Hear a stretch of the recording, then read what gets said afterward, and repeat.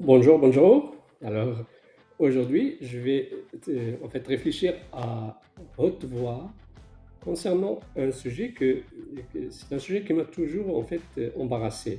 C'est l'utilisation de la méthode rapide dans le calcul des taxes à remettre. Alors, je ne vais pas traiter le sujet de c'est qui a droit d'utiliser la méthode ou comment ça fonctionne. Non. Moi, je vais traiter en fait le sujet de deux côtés. Premièrement, calculer les taxes à remettre ou cas où, donc ça se peut qu'il y a des gens qui ne savent pas comment le faire, mais je suppose que la majorité sait comment les calculer. Mais le point sur lequel je vais mettre l'emphase, c'est plutôt la conséquence sur les impôts. Alors, dans le passé, j'ai déjà traité cette question. En fait, la méthode rapide, la méthode de comptabilité rapide, mais je l'ai traité dans le cas d'un chauffeur Uber. Alors, c'est une vidéo qui a eu beaucoup d'impact et beaucoup d'interaction et beaucoup d'intérêt. Alors, c'est pour ça que j'ai jugé faire cette vidéo. C'est comme une sorte de continuité, donc en fait, pour parler de la méthode rapide, mais dans son implication et puis dans sa conséquence concernant le revenu pour les impôts. Donc, sans tarder, on va rentrer dans le côté pratico-pratique, puis on va faire ça comme d'habitude avec des schémas, des dessins. Comme ça, j'espère que ça va être accessible à tout le monde et puis ça va être compréhensible. Donc, je vous le dis tout de suite, je vais parler de la méthode rapide. Ça se peut aussi que je vais parler de la méthode simplifiée, mais je vous le dis tout de suite, c'est rien à voir, c'est pas la même chose. Quand on parle de la méthode rapide, c'est pour calculer les taxes à remettre au gouvernement. Quand on parle de la méthode simplifiée, c'est pour calculer les crédits sur les taxes et les remboursements sur les taxes. Et puis, ils ne vont pas ensemble. Alors, je vous le dis tout de suite. Donc, moi, aujourd'hui, je vais mettre l'emphase sur la méthode rapide. Ça se peut que je vais glisser un mot sur la méthode simplifiée, mais ce n'est pas du tout la même chose. Donc sans tarder, alors on va commencer. Alors, pour en fait le matériel que je vais utiliser, donc aujourd'hui le matériel que je vais utiliser, donc vous voyez ici là, donc je fais référence à l'article dans la loi de taxe d'assises. Ici aussi c'est l'article dans la loi de la taxe de vente du Québec, mais ça c'est vraiment c'est trop théorique. Je ne vais pas utiliser ça. Et puis, je vais partager avec vous un exemple extrait de la circulaire que je viens de dire. Donc, c'est elle ici, c'est l'exemple ici. Comme je vous dis toujours, parfois j'ouvre des parenthèses, puis je parle, je fais des détours, mais les gens qui ne veulent pas écouter vraiment toute la vidéo jusqu'à la fin, alors aux autres, ils peuvent avancer la vidéo. À la fin, je mets toujours un récapitulatif, donc ils peuvent aller directement pour voir c'est quoi la conclusion de la vidéo. Alors, donc, c'est ça. Alors, normalement, quelqu'un qui est inscrit aux taxes, donc qui est tenu de charger et percevoir les taxes, peut aussi réclamer les CT et RTI. Ça, c'est la méthode normale. Mais la loi, c'est en tout cas la loi sur la taxe d'assises et la loi sur la taxe de vente du Québec, ils nous donnent la possibilité d'utiliser une autre méthode quand aux autres, ils disent c'est la méthode rapide. Alors, comment ça marche cette méthode rapide pour les gens qui ne connaissent pas ça? Pour les gens qui connaissent, vous pouvez avancer cette partie, avancer la vidéo. Alors, normalement, quand on fait une vente, supposons qu'on fait une vente de 1000 $, donc là, on applique la TPS à 5%, et on applique la TVQ à 9,975%. OK. Alors, moi, pour des raisons pédagogiques et pour le reste de la vidéo, je vais prendre toujours la TVQ à 10%. Ça fait des chiffres ronds et c'est plus simple pour expliquer. Donc, c'est ça, on charge ici 15 $. Et puis le 15 $, c'est à remettre ou à remettre au gouvernement. Parfait. Donc ça, il y a le 5 $, c'est pour le fédéral, puis le 10 $, c'est pour le Québec. Mais c'est toujours l'Agence de revenus Québec qui s'occupe de récolter le tout. Parfait. Donc ça, c'est correct.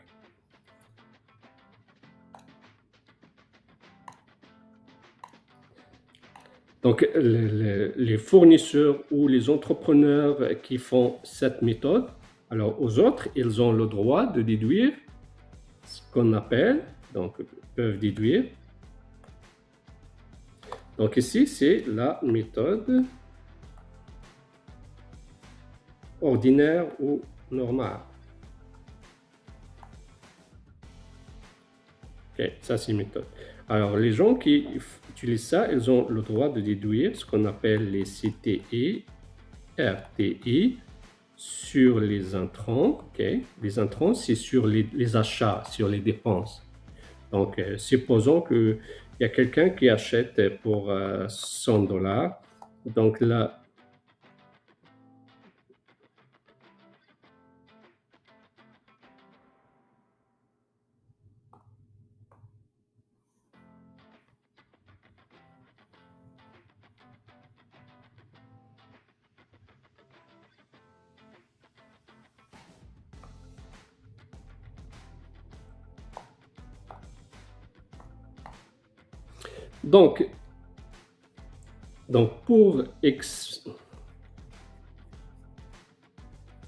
donc pour faire sortir la différence, donc je n'ai pas le choix de répéter un peu la méthode normale ou la méthode ordinaire. Pour les gens qui connaissent déjà la méthode, donc vous pouvez avancer la vidéo, mais pour les autres, c'est comme ça que ça marche. Alors, quelqu'un qui est inscrit aux taxes avec la méthode normale, quand il fait une vente de 1000 $, alors là, lui, il charge et perçoit la taxe de 5% de TPS et puis 9,975% de TVQ. Ok, c'est ça. Alors moi, pour des raisons pédagogiques, pour ne pas alourdir la vidéo puis des chiffres après la virgule, je suppose que ça, c'est 10%. Okay. Donc là, une fois qu'on s'est mis d'accord sur ça, alors sur le 1000 $, ça nous donne un 50 $. Sur ça, ça nous donne un 100 $. Donc, lui, l'acheteur ou l'acquéreur, lui, il va payer en total 1150. Okay. Alors, le 150, il va 50 $ au fédéral, 100 $ au Québec, et puis ce qui reste dans la poche du fournisseur. Le fournisseur, c'est celui qui fait la vente du bien ou de service ou autre, ou peut-être aussi un loyer commercial. Alors, ce qui reste dans sa poche, lui, c'est 1000 $. Et puis, lui, il s'impose sur ce 1000 $. Donc, pour les impôts, son revenu, c'est 1000 $. Ça, c'est clair, la majorité des gens, ils comprennent ça, puis ils savent comment ça marche.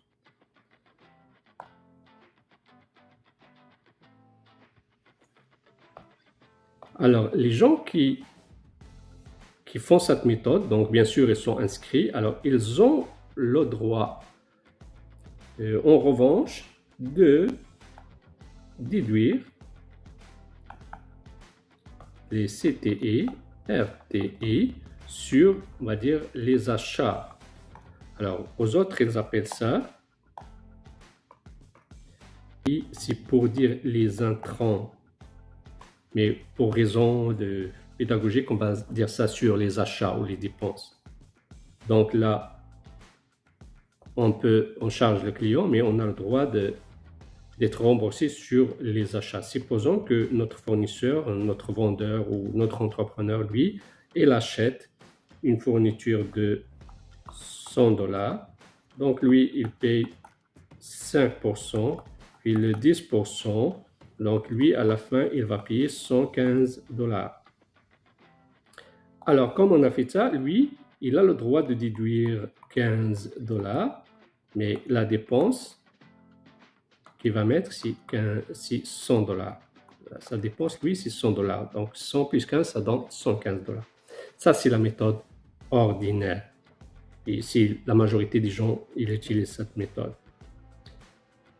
Maintenant, c'est quoi la différence entre cette méthode et la méthode rapide? Donc là, on va dire la méthode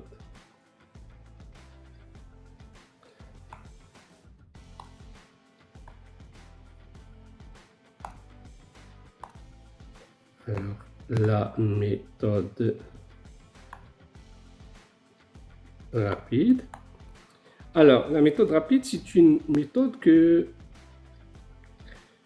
qu'on peut utiliser si on remplit certaines conditions. Alors, grosso modo, c'est des petites entreprises, on va dire, ou des petits fournisseurs.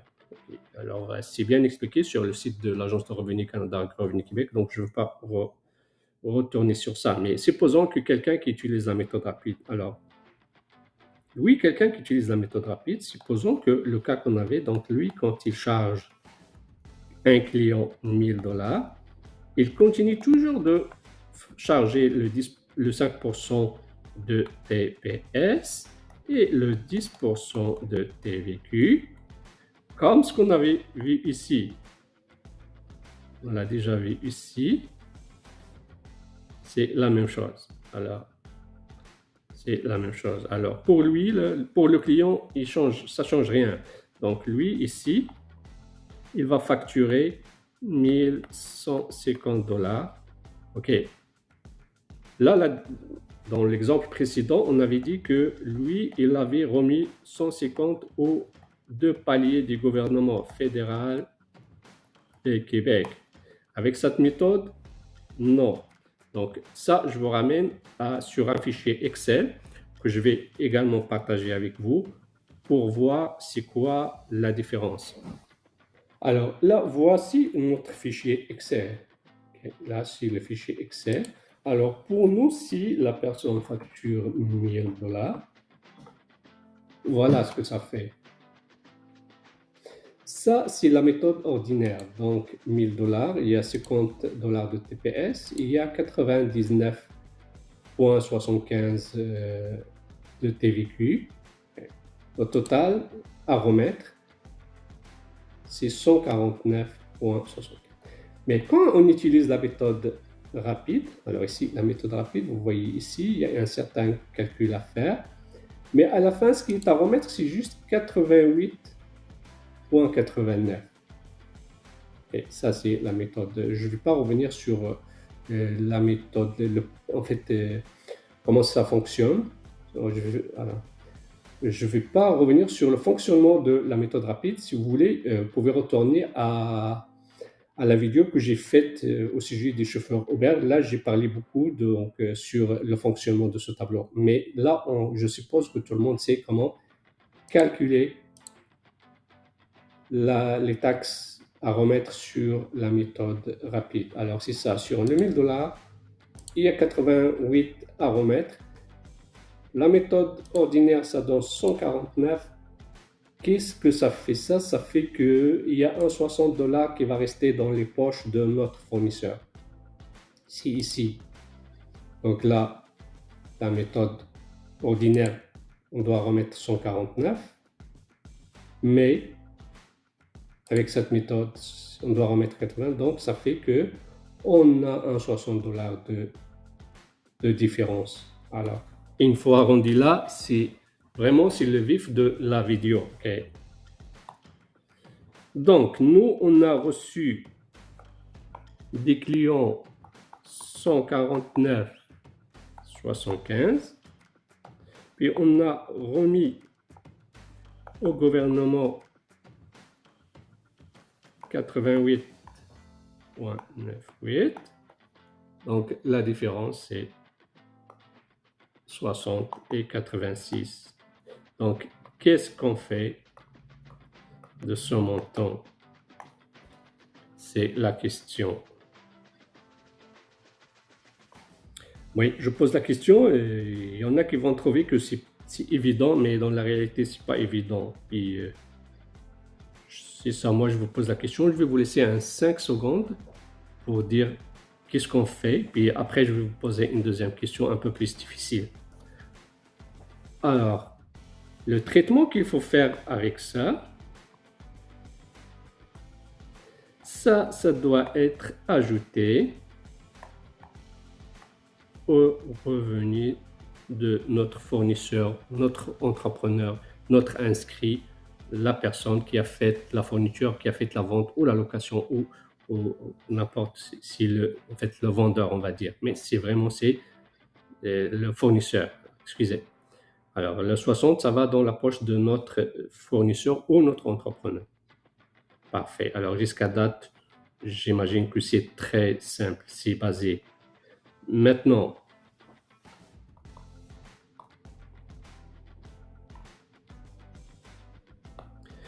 donc, Randy, pour faire les déclarations d'impôts, les déclarations de revenus. Okay. Alors, supposons qu'il y a juste cette transaction. Donc, notre monsieur, il avait déjà facturé 1000 $. Donc, ça, c'est son revenu, OK. Mais là, le gouvernement, il lui laisse aussi 60 et 86. Parfait. Donc là, son revenu, là, il devient 1060,66. Parfait, c'est ça le traitement. Attention, j'en ai vu d'autres aussi qui, au lieu d'ajouter ici aux autres, qu'est-ce qu'ils faisaient? Ce montant, ils vont le déduire des dépenses. Non, ça marche pas. Ça donne le même résultat profit à la fin, oui, le même résultat net. Et c'est pas le bon traitement, c'est vrai. Ça, c'est un revenu supplémentaire. On va parler de sa nature après. Donc, il ne faut pas déduire des dépenses. Si vraiment c'est un revenu, il faut l'ajouter au revenu. Parfait. Là, la question, je vais mettre avec un crayon rouge. Là, on est rendu à 1000 $ plus 60, 80. Ça, on sait bien que ça, c'est un revenu d'entreprise. C'est bon. Mais ça, est-ce que c'est un revenu d'entreprise?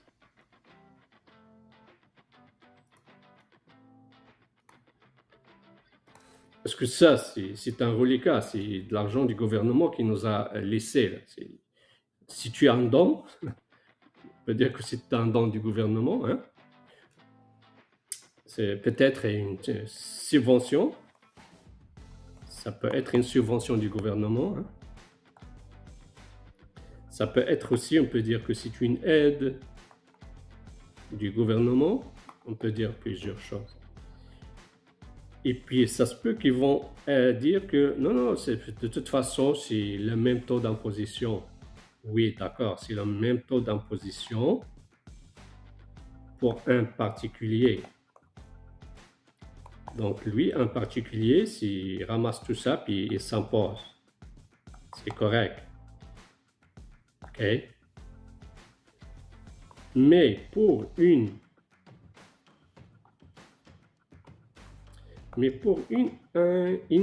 corporation, en fait, une société par action, ça change beaucoup de choses. Parce que si ce n'est pas un revenu, en fait, si ce n'est pas un REEA, c'est un revenu d'entreprise, là, le taux, ça change. Le taux, c'est plus que le taux de revenu d'entreprise. Ça, c'est une chose. Une deuxième chose, pour un particulier, OK,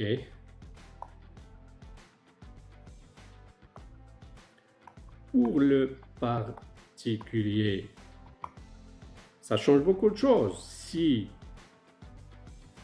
c'était quoi le montant? Si le 60, 86, si c'est un revenu d'entreprise ou de profession, ok, ça peut rentrer dans beaucoup de déductions, beaucoup de crédits. Exemple, pour le calcul des revenus gagnés qu'on appelle pour fin de frais de garde, est-ce qu'on le rentre, on ne le rentre pas? Si ce n'est pas un revenu d'entreprise, on ne le rentre pas. Et puis si ce n'est pas un revenu d'entreprise, ça peut jouer aussi dans la prime au travail et l'équivalent de l'allocation pour la prestation en tout cas fédérale, l'équivalent. Ça peut jouer peut-être aussi dans la cotisation à RRQ, ça peut jouer dans beaucoup de choses. Donc c'est pas vrai que si on met ça et puis c'est tout. Le point de vue impôt, oui, je suis d'accord, c'est correct. Mais pour qualifier,